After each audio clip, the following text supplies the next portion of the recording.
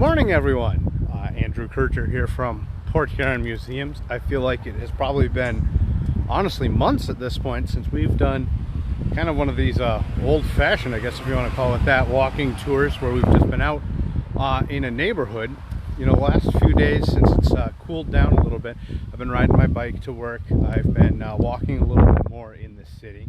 And one of the things that I've noticed this summer is that there have been a ton of renovations throughout the whole city. Here, I'll get back in the, it's kind of bright light there. There have been a ton of renovations underway underneath the whole city, it seems like. I don't know if it's one of those Bader-Meinhof phenomenons where, you know, you start to do something yourself and then you notice everybody else doing it. I've been doing a lot of work at my house over the whole summer, and it just seems like everybody else around me was doing something at the same time. And so I thought today would be a great day to just take a look at some of those. It's kind of a short walk, but I want to start out, and I know we've covered some of this territory before, but like I said, these renovations are fun to look at. So where I am right now, I'm on the corner of Court and 7th. So we are right in front of the Ballantyne House back here. So the Ballantyne House, that I didn't have my phone clamped all the way in the gimbal. There we go, sorry about that. So the Ballantyne House, right here at the corner, great French Gothic revival style house. I know it's great. I love seeing the lights here at night. Obviously the grounds look beautiful, but the grounds at night with some of the lights are amazing. But the renovation I want to talk about is right over here, Historic Court Street. So this is a brand new sign. If you had gone by this, there was a wood sign here that was actually really starting to fall apart. It was pretty bad, just from years of being outside, being weathered. And so they've just installed some of these new street markers. There's another one up on 10th Street, and metal sign here, so that's going to last a really long time. And that marks one of the boundaries here for the historic district here on Court Street, the Court Street Historic District. So there are two historic districts in Port Huron. There is the Military Road Historic District, which is all down military streets, mostly downtown.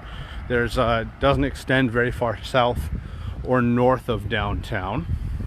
And then we have the Court Street Historic District, which is like Court and Union, the First Congregational Church over here, and some of the historic homes here. So I have rather recently, relatively speaking,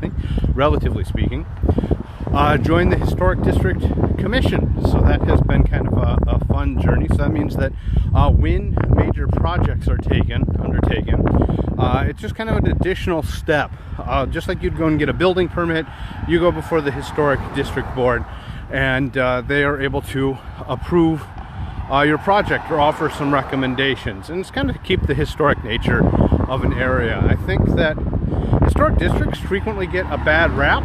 I think that people maybe think they are a little more onerous in their regulations than they really are. You know, for example, I had somebody tell me the other day, well, that they couldn't even paint their own house without putting in a $50 application and going to the Historic Commission. Well, the Historic District doesn't actually regulate paint colors. So as of right now, I don't recommend it, but if you really want to, and you've got a historic home in the district, you could paint it chartreuse, and there's really not much anybody's going to do about that. There are, you know, bigger projects. Like there is one that I've been watching underway over here. This is just a couple houses down from the Rectory of St. John's there on 7th Street. Looks like they're repairing a whole lot of dry rot. And that's something that we didn't see them before the Historic District Commission. They might get a letter or something like that. Because basically it's great that they're doing improvements, things like that. The Historic District would just say like, oh, make sure that you're replicating what was there, and we can offer suggestions. Because maintenance and things like that are important. And it may seem, you know, a little crazy to have to go before an extra board, but just like you would with a, you know, a building permit, something like that, the Historic District Commission is there to help. So we all want to just see improvement in our community. We want to see people maintain their homes and maintain the historic nature of their homes. And it really winds up, and other buildings. There's lots of businesses in the Military Street District. And ultimately that improves, you know, kind of everybody's you know, property values. It's good for the community as a whole. So it can be a little annoying at times, I suppose, but I think it's for a greater good. You know, one of the buildings they just recently added, or we most recently saw, was on 8th Street, the like 1300 block, and it was actually a grant that was paying for all of the facade work. So there's another huge advantage to the historic district, is you can actually get money to do those kinds of projects. And hopefully the state's actually looking at bringing back their historic preservation tax credit. That's going to be another way that folks are going to be able to use the fact that they're in a historic district to their advantage. So there's money out there. That's kind of the trade-off, I suppose, in having to seek permission to do some things, is that you can get them paid for. I think that's a pretty good trade. I know I sure would have been all about applying for some extra money at my historic home, but it didn't qualify for anything because we're not in a historic district. So we're out front of course, the Port Huron Museum, Carnegie Museum here, the Carnegie Center. So this is the old public library, 1904 building. We haven't really done too many exterior renovations. One thing we not able to see, but all summer long, a couple of the garden clubs, the Compassionistas, the Port Huron Garden Club, they have been, they're always doing an amazing job with our gardens out front, maintaining them. They actually pitched in and they paid for an in-ground sprinkler system. So there's a great big improvement that isn't visible. It's something that you can't, you know, actually see because it's underground. But there's a few more in some of the homes up this way. So how about you folks who are watching it? Did any of you take on some home improvement tasks or jobs or projects over this summer season, back in the spring? You know, back in spring, wood was very, very expensive, and I think there was a shortage and everybody wanted it. Everybody was really excited to do some of these projects. The Grace Episcopal Church here. Beautiful building from the 1880s. So a lot of people are wishing me good morning Karen, good morning Sharon. Glad you guys are able to join us. Like I said, it's been forever since we've just been out in a neighborhood, which I guess is kind of a good thing, because it means we've been really busy at the museum, working on exhibits, new projects. There is just kind of one thing after another. Our biggest news recently, of course, if you didn't see, we're opening a new exhibit September 22nd. It is Discovery City with Edison the dog. So we worked in conjunction with the city. Oh, Jeff's watching. Good morning, Jeff. I imagine Jeff has been up a very long time. He's a baker, so I know he gets up at like the crack of dawn. Imagine he's ready for a nap about now. But we've got, looks like, improvements inside, maybe a new escape room being built inside. I see a lot of lumber and a chop saw over the Heritage Building, the hallway escape building. So they're always working on something there. Now the home right here at 524 Union, this is a great kind of Greek revival looking building. And this is one that actually I saw them doing some work on my, you know, back and forth to work, things like that. They had some great big scaffolding. It looks like they were doing some painting. They've got a ladder out front on kind of the little porch roof there. So some work being done on this home. And this home, I think, dates back probably earlier than the 1880s at least.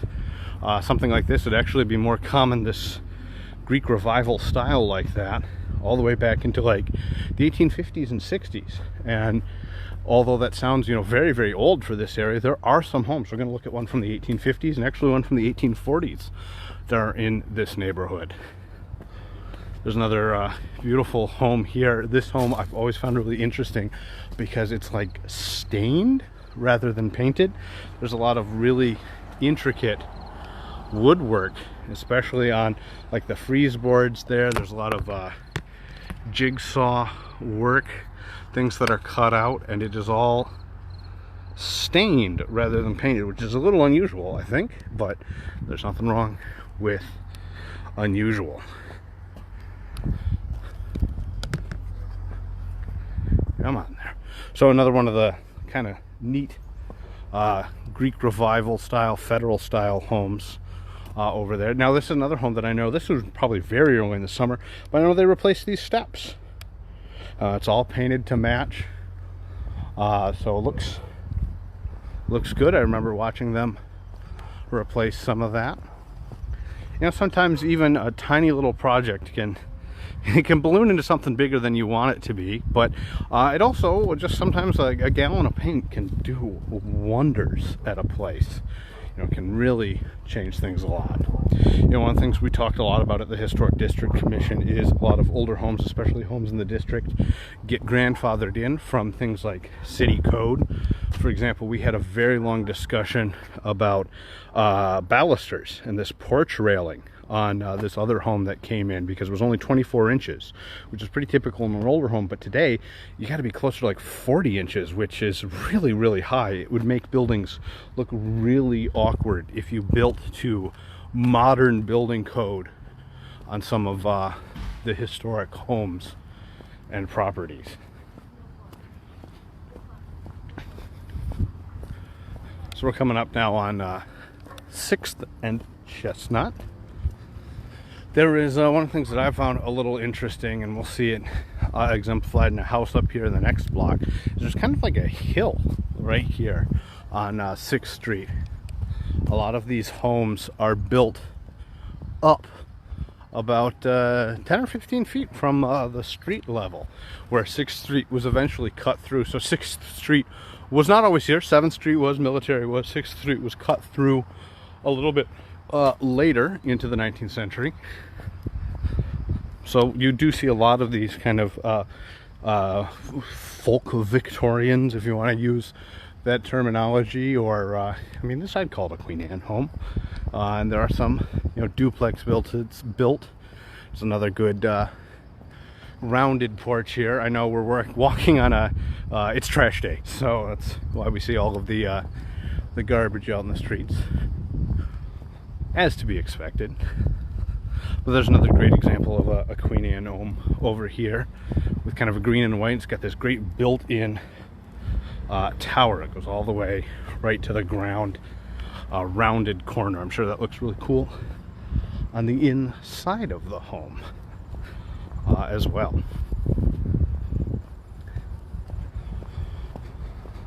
So there's you know, and the projects I'm talking about are just the ones that I've noticed walking along. So sometimes people might take on a project like on a, you know, you could wrap something up in a weekend and somebody might not necessarily notice.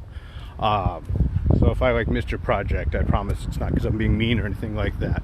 But there's always so much to do and so much to see that some of them are just more obvious than others, especially ones that take a little bit longer.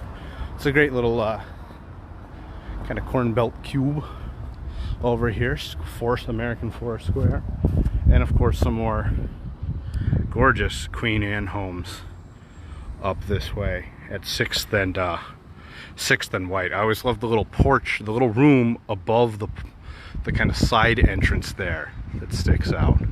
Queen Anne homes are always so much fun to look at because there's so many different parts to them. There's like 4 or 5 of them here right next to each other. So there's always lots of like spindles to look at, lots of decorative. I love the gable decoration up on this one. Lots of delicate gingerbread work, and a lot of that really stands out with the paint jobs they pick. And speaking of paint jobs, there's another place that I know. This is Patricia's place down here. This is one that's been getting a lot of work done to it. There's some going on actually right now. We're watching it in real time. Hey Tyler, how's it going?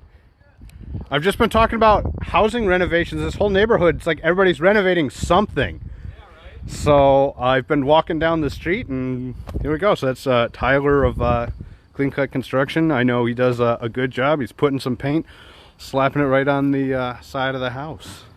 Let me get out of the light there and you can see. So this is a pretty massive undertaking to paint anything of this size, but looks like a lot of the ground level work has already been done. I know it was sanded right on back to the wood, smoothed on out, some clapboards repaired. We can see they're doing a little bit of shingle repair up there at the base of the little turret. It starts up on the second floor.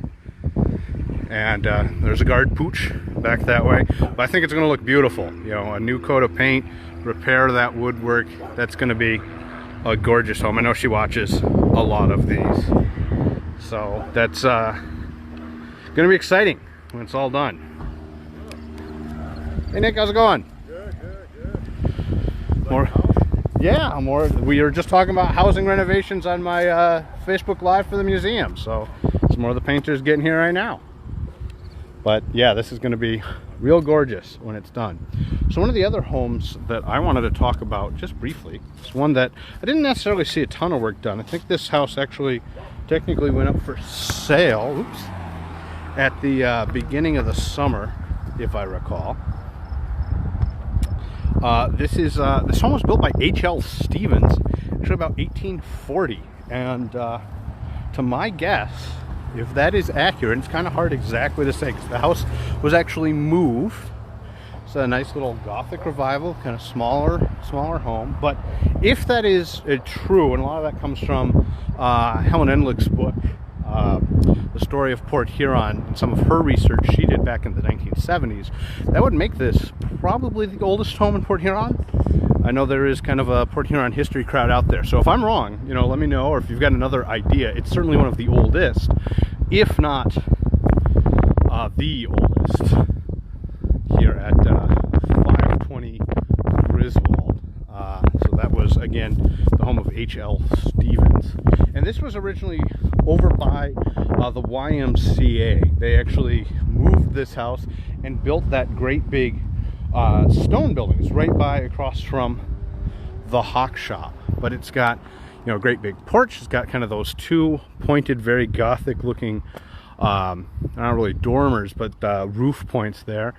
Great little oriel bay window that sticks out the side, and again, more of those points. It's very Gothic indeed. So that we could be looking at, like I said, the oldest building. I wonder what the oldest building in its original location is, because this one, like I said, was moved, but 1840 is pretty old. So one of the other homes that I always walk by, that I always kind of enjoyed and thought, I don't know if I've ever shared the history on, is actually across the street here. It's the Judge William Mitchell home. This home goes all the way back to 1856, and this is its original location. It's built up on a hill, this like a very obvious hill, more so than anybody else. So you can tell this home is older. It's set back from the street, so kind of a very, you know, simple home. I guess we'd maybe call it vernacular in style. It's got that front gable. It's got these little tiny cornice returns, which are what those little guys right there are called. The cornice returns are kind of a Greek revival thing. I wonder if, and I guess there's maybe no way to tell unless there's some older pictures of the home, if there might have been an additional window right in the middle. Kind of looks like a blank space to me, but it is hard saying. And, you know, kind of a little wing off to the side. But I was doing a little more reading. So Judge Mitchell had a couple of kids. He lived here all the way until 1915. So he lived to be a very, very old man. Lived in the same house. One of his daughters, Rose Crittenden, married a Lieutenant J.J. Crittenden from Fort Gratiot in like the 1870s. But unfortunately, or maybe fortunately for them, depending on how you feel about the weather, when Fort Gratiot was closed, a lot of the soldiers who were there were sent on to Santa Fe. So talk about a huge change in climate to go from Michigan and the lake to Santa Fe. So we'll come back over here. I want to point out one more thing. I love this little dormer that sticks out with a big triangular window here that fits, again, with the Gothic look on the H.L. Wilson place. And we can see probably some of the original window framing up in there, which is, it's gorgeous, still stands out today. So it looks like it's obviously got a more modern slate siding on it, probably from sometime in the 30s or 40s, maybe a little bit later, but I'm guessing that's probably like asbestos tile that was very common to add to homes. I know they've been doing some work actually next door here. I've seen them out scraping, so I'm wondering if they're preparing for just a little bit of paint, a lot of paint. But obviously there's a lot of like gingerbread work up in here, some of that jigsaw stuff, so that's going to be nice to see.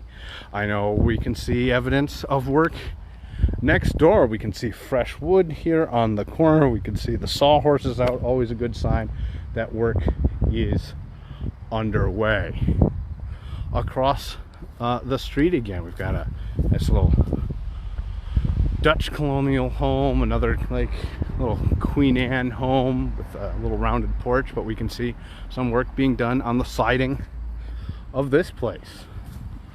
So we see where I think some of the old siding might be being removed and replaced on the side. Big pile of boards. See, I wasn't kidding when like I felt like half of the city was under construction of some kind, at least here on 6th Street. So there's always something brewing. I love this home. Is more indicative of what you see in like the 1910s and 20s. Kind of like a craftsman's got this long porch with these huge 4 pillars, the cross gable, and the great big long dormer with 3 windows for what are presumably bedrooms upstairs. So a lot of work going on there. I know last summer there was quite a bit of work going on with this awesome garage back here. This might get my vote for best garage in the city. Very 1920s, built stone on the bottom, shingle on top. I'm wondering if that's like a workshop, a garage, maybe a little space upstairs. So something that's really pretty cool. 6th Street is one of those streets where there are a lot of cool homes on it, but I think people might miss it because it's one off of Military, so it's off the beaten path. Like you wouldn't just accidentally wind up on 6th Street. But we can actually see the back of some places, like the back of the Davison House or the back of the castle, which is for sale.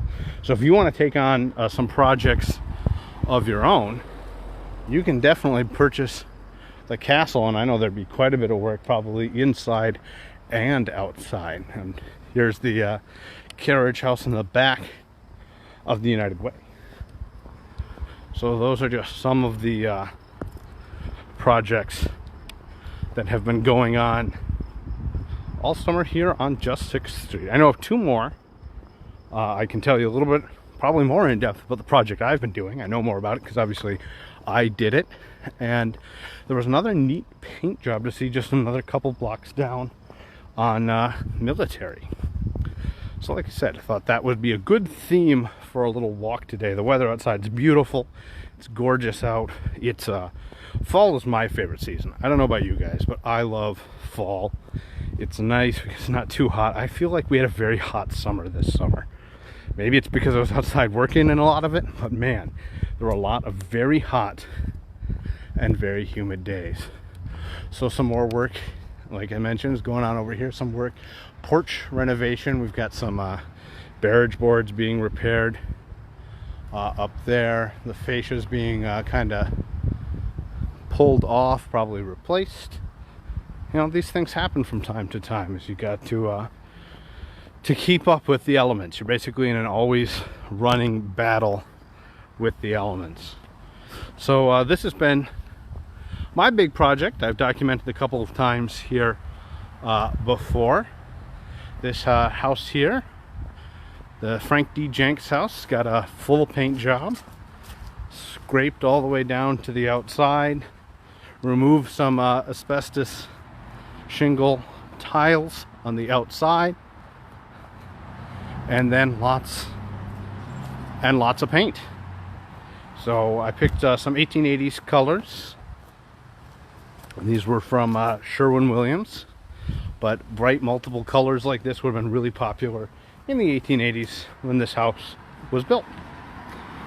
So I'm really glad to say that we're finally done with the major painting operations here. It took us all summer. I've been working at this since basically May, and almost all of my free time has gone into painting. Everything from giving the bricks on the bottom here kind of a fresh coat of paint. They'd been painted a couple times before.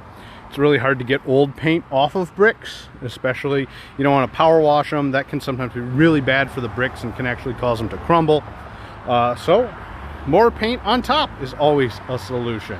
And you know, we replaced a lot of clapboards on the side.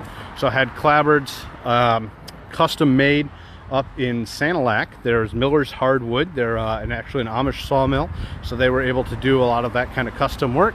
And so where clapboards had been broken or busted or rotted off, they've been cut out and replaced. So lots of work to be done there. I know last summer the Socorro home across the street here, the Jenkinson house, also received a paint job. So painting is very expensive, to put it mildly. And our neighbors here, they've got a historic home as well, and they're doing obviously a lot of work on their own porch. They're going to be doing some pretty massive renovation work, pulling out some of the brick there, going to get all new wood on top. And just a couple blocks down, we can see the one other big project I know took place this summer, because I watched it happen. Painting is kind of a massive undertaking, and I think the quality of paint has improved to the point where, like, the paint that I purchased had a 20-year no fade guarantee, so that it wasn't going to fade. So your biggest risk is the paint flaking off, and that's all down to preparation. You want to make sure you get a good, like if you're working on wood, an oil-based primer, then you can use the latex paint on top of that it will adhere to. So there's that's your biggest risk, is the paint flaking off rather than fading. Obviously, in years past, paint scientists, or paint science, I guess, there's somebody who does that, wasn't maybe up to what it is today, and fade was always a big concern. They might have to do touch-ups, you know, every few years. But fortunately, we've come a long way with that paint. You know, the colored paint, I've talked about this, I think, time and time again on this. If you're a longtime viewer, you'll have heard this spiel, but colorful homes and brightly colored homes really become a thing in like the 1880s and 90s, because they finally come up with color-fast dyes and pigments and consistent pigments. The chemistry is finally advanced to the point where they could make paint that would always be the same color. So that way, if you painted your house a bright color and you needed to do touch-ups 5 years later, you could just go back to the store and buy the same colored paint. It wouldn't have to be like hand mixed and eyeballed, because there's nothing worse than like being a shade or two off. You know, the human eye can see like thousands of shades of pigment, and if you're off by just a little bit, you notice.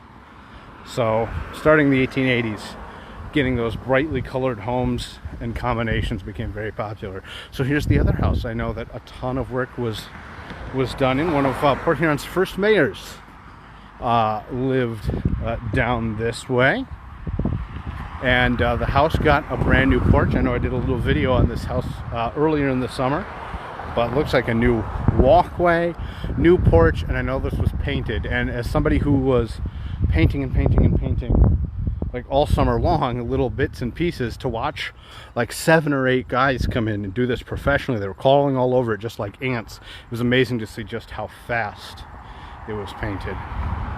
And talk about another great home with a paint shop right back here. This one was painted a few years ago, but another great example of that kind of polychromatic paint scheme. So using lots of different colors to highlight lots of different details. You can really see how those spindles stand out. You can see how the fretwork stands out. You can see things like the little fantails up here.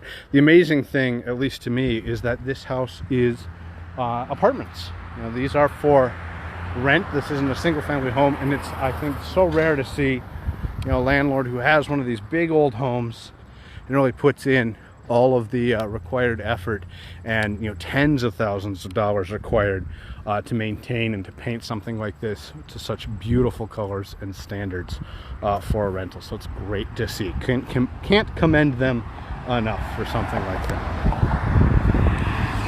So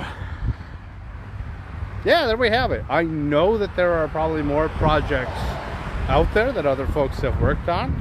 I'd love to come see your project. You know, if you worked on something this summer, you want to show it off, I think it's well worthwhile. I'd love to hear about, you know, how you did it, what went into it, what, you know, the end result is. You know, shoot me a message. I think that could make a really neat video, because I think, especially for those of us who own historic buildings, either homes or even businesses, you know, we all know how much work goes into it, so it's totally okay to brag about that sort of thing and show off. So we all have to support each other in those endeavors. I know there's paint going on much further down, well, I guess not much further down, but quite a ways down at TJ. He's a long supporter of the museum and history here in Port Huron. He's doing touch-up work on his house, so maybe we'll have to make a part 2 of this video a little bit later and see how the painting's going down there. So that's like I said, that was my theme for today, was renovations in Port Huron. A great chance to look at some of those homes again, and maybe you can tell me in the comments, like, am I crazy? Does it seem like there's more renovations in my neighborhood than in your neighborhood, or is this normal? I don't know. Is it something I've just never paid attention to until, you know, you become a homeowner, you start doing that, you start noticing the signs, you notice the sawhorses outside, the piles of material, things like that. You know, how much is it normal to see like half the houses doing some kind of project in the summer, or was this just, you know, the stars aligned? So you can let me know, you can throw that up in the comments, but otherwise, like I said, it's a little overcast today, but it's still nice and warm. It's a great day for a walk if you get a chance. I always encourage it. It's good for the body, good for the soul, that sort of thing. Stretch your legs a little bit on your lunch break. But with that, I think, you know, I know it's not quite 11 o'clock, but I think I might have an early bologna sandwich for lunch. And I got some more museum stuff to get to in the afternoon, doing some more research on some more tours coming up with the trolley coming hopefully your way soon. So those take a tremendous amount of research. But yeah, hopefully now that the summer is over, or getting over, I don't want to say the summer's over, but you know, once kids are back in school, it's kind of the end game, right? So now that we're getting back into our fall season, I'm hoping we'll be able to do a few more of these more traditional walking tours out there with maybe some themes like this. So if you've got an idea for a theme, you've got an idea for something we should go look at, message me at the museum or give me a ring. So until next time, enjoy the history here in your own backyard and get out there and improve some of it. Hopefully this was maybe you know, the motivation you need to take on that project you've been waiting on. So there's still time in the fall. Fall is a great time for renovation. But until next time, enjoy that history, and we'll catch you later. Port Huron Museums, Andrew Kircher signing off.